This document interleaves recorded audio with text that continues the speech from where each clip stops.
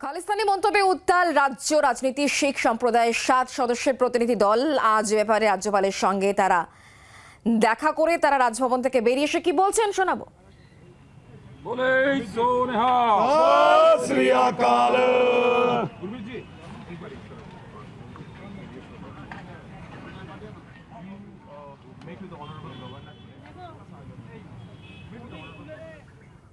খালিস্তানি মন্তব্যে উত্তাল রাজ্য রাজনীতি। শিখ সম্প্রদায়ের 7 সদস্যের প্রতিনিধি দল তারা তাদের বিষয়ে জানাতে আজকে রাজভবনে রাজ্যপালের সঙ্গে দেখা করার পর তারা বেরিয়ে আসেন।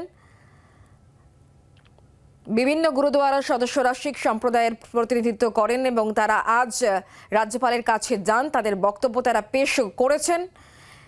তারা রাজভবন থেকে বেরিয়েও আসেন। লাগাতার 40 ঘন্টারও বেশি সময় ধর্ণা অবস্থান বিজেপির কলকাতা সদর কার্যালয়ের সামনে এবং বিজেপির নেতাদের বাড়ি বাড়ি গিয়েও ঘেরাও অবস্থানে হুঁশিয়ারি শিখ সমাজের তরফ থেকে। পরশু থেকে মুরলীধর সেন লেনে বিজেপি অফিসের সামনে খালিস্তানি মন্তব্যের প্রতিবাদে এবং মন্তব্যকারী বিজেপির নেতাদের গ্রেফতারির দাবি এবং একই সঙ্গে ক্ষমা চাইতে হবে এই দাবিতে শিখ সমাজের এই ধর্ণা অবস্থান।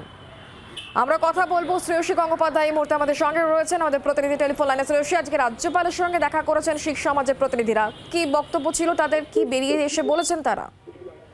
দেখো, কিছুক্ষণ আগেই তারা বেরিয়েছেন এবং বেরিয়ে তারা মূলত যেটা জানালেন যে রাজ্যপালের সঙ্গে বিস্তৃত আলোচনা হয়েছে, যেখানে তারা বলেছেন যে তাদের যে পাগড়ির যে অসম্মান করা হয়েছে, কর্তব্যরত পুলিশ অফিসারকে যে ধরনের মন্তব্য করা হয়েছে, যে পাগড়ি অসম্মান করা হয়েছে তারই তারা প্রতিবাদ করছেন এবং সেক্ষেত্রে যিনি এই কাজ করেছেন তার বিরুদ্ধে যথোপযুক্ত ব্যবস্থা নিতে হবে এবং সেক্ষেত্রে নির্দিষ্টভাবে বিরোধী দলনেতা শুভেন্দু অধিকারীর নাম উল্লেখ করে তারা বলেছেন যে তার বিরুদ্ধে ব্যবস্থা নিতে হবে। এমনটাই কিন্তু তারা তাদের জানিয়েছেন এবং রাজ্যপালকে জানিয়েছেন। এবং এই মুহূর্তে তোমাকে যেটা জানিয়ে রাখি সেটা হচ্ছে যে তাদের কাছে রাজ্যপালের তরফে একটি চিঠি দেওয়া হয়েছে, রাজভবনের তরফে একটি চিঠি দেওয়া হয়েছে।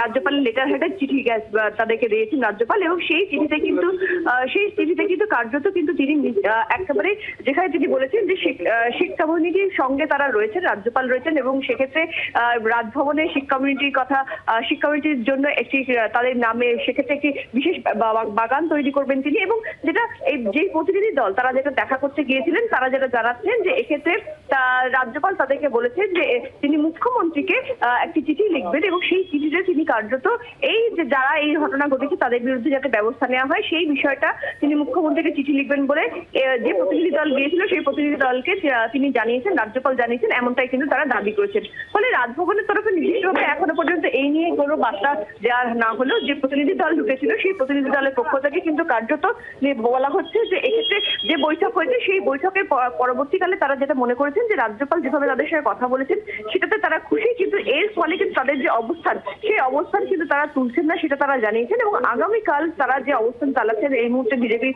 কার্যালয়ের সামনে সেই অবস্থানে তারা সব ধর্মের মানুষকে তারা সেখানে ডাকবেন এবং তাদের সঙ্গে যাতে সেক্ষেত্রে তাদের পাশে তারা দাঁড়ান সব ধর্মের মানুষ, সেই বিষয়টা নিয়ে আগামীকাল কিন্তু একটি প্রোগ্রাম তৈরি করা হচ্ছে এমনটাও কিন্তু তারা জানিয়েছেন।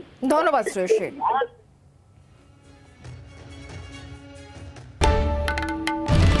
বাংলার আওয়াজ, বাঙালির আবেগ, জি 24 ঘন্টা।